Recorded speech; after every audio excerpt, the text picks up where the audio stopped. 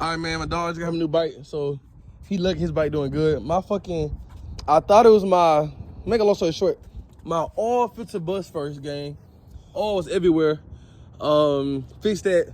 It still be leaking a little bit. So I was like, what the fuck going on? So that's still something I gotta fix. When I was trying to start the bike, let me show you guys. Everything is like cool, the horn loud. You know what I mean? But it won't start. All I hear is this. But then I hear sound down here too, look.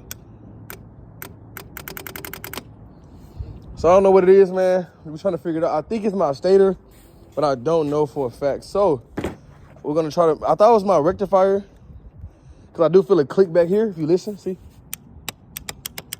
But I also hear some down here. See?